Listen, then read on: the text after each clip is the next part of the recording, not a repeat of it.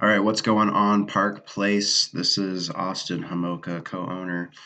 Today, I'm going to talk to you guys about how to pick the correct open houses, the ones that you should be sitting. So I'm going to go ahead, I'm going to jump on here to the M, the L, and the S. And I'm going to sign in. So I usually like to schedule my open houses on Wednesday or Thursday. It kind of depends on if there's a lot of inventory on the market like there is today.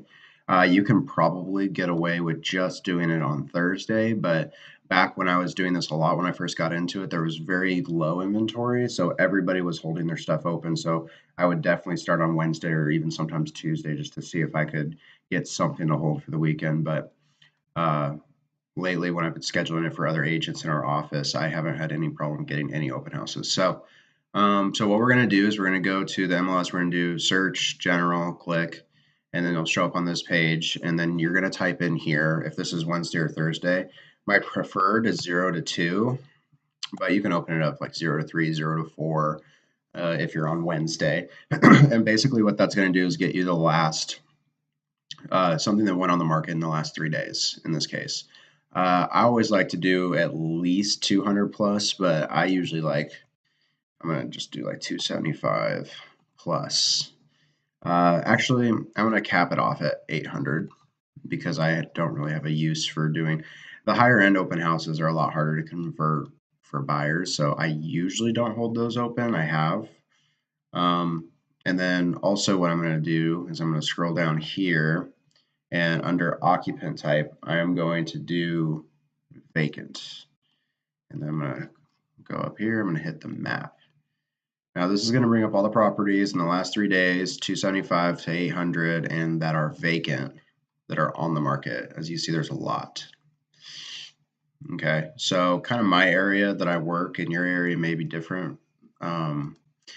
This is kind of what I work just because it's done pretty good for me. So oops, I should probably show you what I'm doing there. Let me delete this. Okay, so first I go over to this draw polygon. That just allows you to draw any shape you want.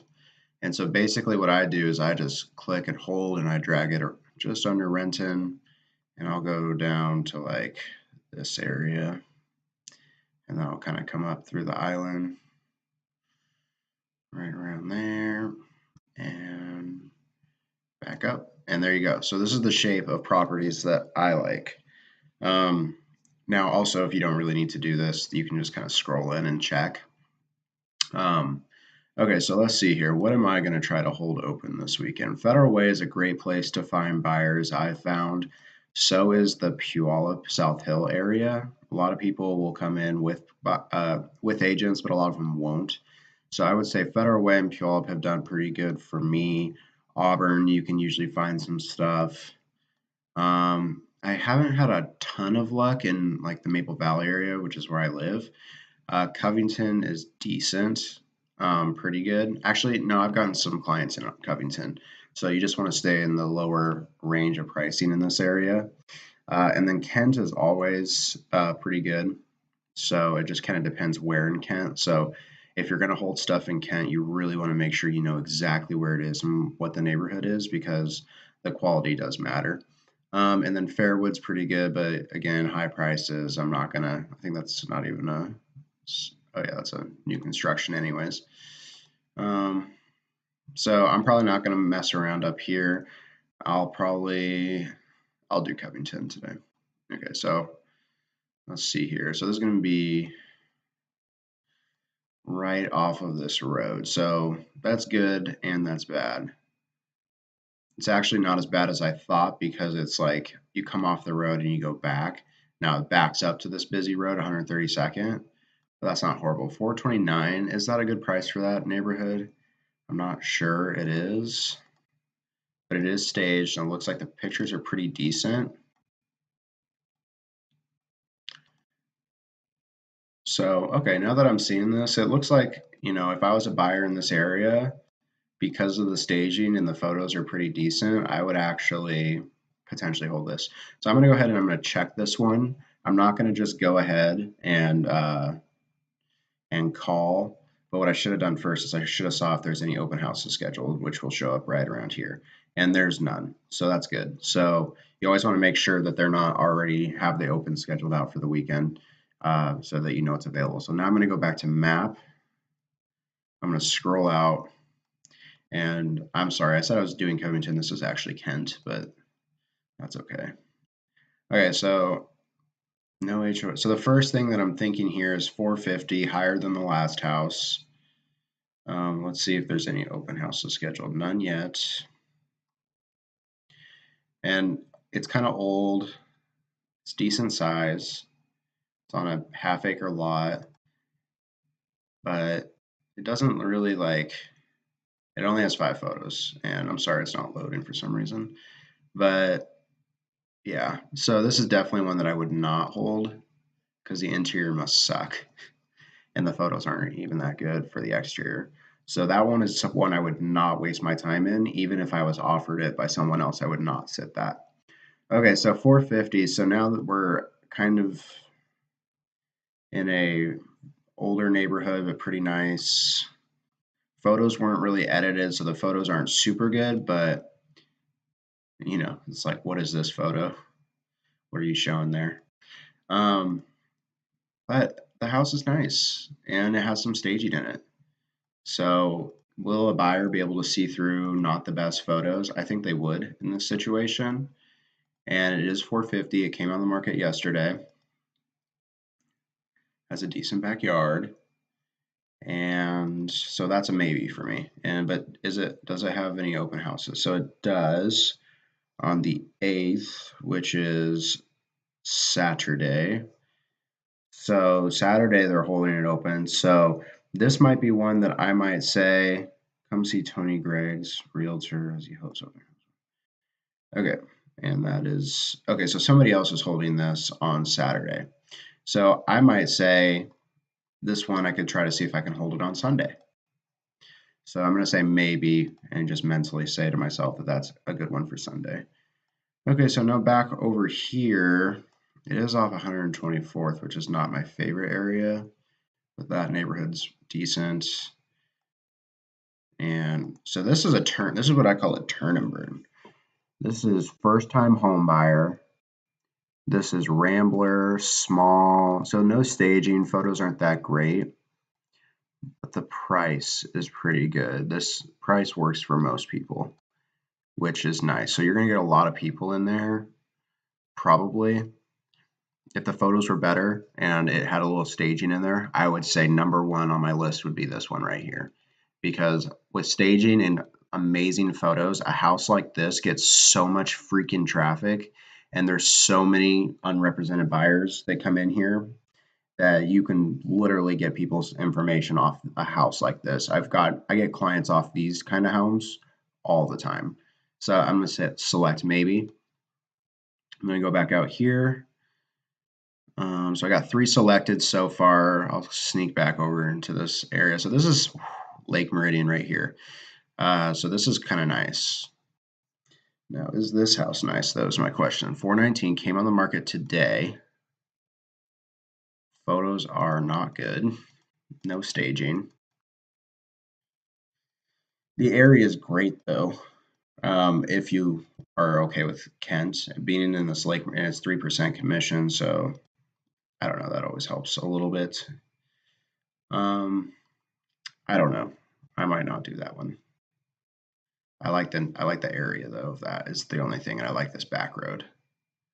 Okay, where is this though? A lot of sign traffic. This is like a major back road because you come off here. This is like a back way to actually commute into Bellevue or Seattle. So a lot of traffic will come right here. So if you're all about that sign traffic, this could be a decent one because you can just flood right here with all your signs, and people might randomly just decide to stop, and you can put a sign right here and a couple signs right there. So if you're Dennis Carnifel, you might want to do this because signing would be easy. So I'll go ahead and I'll just check it. But the only problem with this one is the photos. So again, I would rather not do that one. 400, just first glance, no. 575, kind of high price point for the area. Oh, that's in the country club, I believe. Yeah. So probably not. The country club. I've done opens in there. You get people. It's a nice house though. Not. Ugh, no. Okay, so I got 3 selected so far. I'm already checked that one. Okay, so now this would be in the actual Covington. So this is Timberlane. So unless it's like a super turn and burn price and amazing photos and somewhat staged, like this might be okay. Timberlane has never been a good place for me. It's not one of my favorite neighborhoods. Okay, so you kind of see what I do to select stuff here. What is this? 339. I want to find one that is just like a slam dunk. That one's okay. So now what I would do is I would actually just back out. And you can search different areas. You don't have to just stay in Covington all weekend. You can do Covington one day. Let's see here. That might be a good one. It's a little bit higher. I like to stay really close to 300 if I can, but wow, those photos. Not staged, but the photos are amazing. This is gonna get a lot of traffic probably. So yeah, so that's one that I would call if it doesn't have any open scheduled, which it's Dano, so there's probably none. Okay, so that's a good one. So let me tell you what my ideal one would be. If I can just see one just real quick. And I don't really see one there. Let's go to Fed real quick.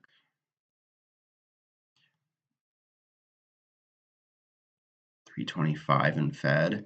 Sold as is, no thanks. And no. Okay, that's a super. And you might say, Austin, why, if I'm going to spend the time, why don't I just do it in a nice price open house that, isn't 200? Well, that's a good point. And sometimes you do want to do that. But the turn and burn opportunity of homes like these photos are some of the worst I've ever seen. But the house is cheap. Everyone can afford it. It's new to market.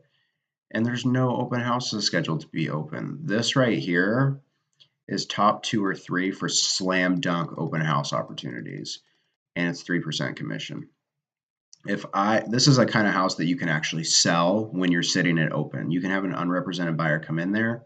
You can talk to them and you can seriously get them just to write up that house. This is the kind of house that gets written up. Out of state owners, crazy. So this is top 2 or 3 of what I've seen so far that I would actually pick. So then what you do is you just check that, you go back to map. Now I'm going to go to results and I'm going to go to refine, narrow, and that is going to just give me the 5 open houses that are on here. So now what I'm going to do is I'm going to just start with whichever one I liked the most, which would probably be this one. And then I'm going to call the agent and call through all of these and try to get my open houses scheduled for the weekend. So I would try to do 3 to 4 open houses. Be cautious. The Seahawks are back in season. I haven't done any deals when the Seahawks have been playing. So that's a little bit of an excuse for you to take a little bit of a break on Sunday or whatever when they're playing, because just the facts are that a lot of business doesn't really happen when the Seahawks are playing, typically speaking. Not that it can't be done, and if you want to do it, that's totally fine. That's just my advice to you. So yeah, this one would be a slam dunk, and throw tons of signs out, and I would partner up with somebody and just swing for the fences on this one. And I would do this one for 3 hours probably. So, yep, that's pretty much what I do, guys. Try to do 3 to 4 per weekend if you're able to, because open houses is the number one way you're going to make business as a newer agent. And if I'm ever in between my new construction projects or my listings, this is where you can find me. You can see me sitting something like this, usually no more than 450. Not that I don't have the talent to get stuff out of those higher end prices, like 800 or whatever. It's just you have to sit those consistently all year to get stuff from those because it doesn't happen every week. These happen so often. I can sit 10 of these a year and get like 5 deals from it. So, anyways, give me a call if you guys have any questions. I hope this helped, but this is what I would be doing every Wednesday or Thursday to make sure your weekend is full of money making activities. All right, I'll talk to you guys later. Thanks again.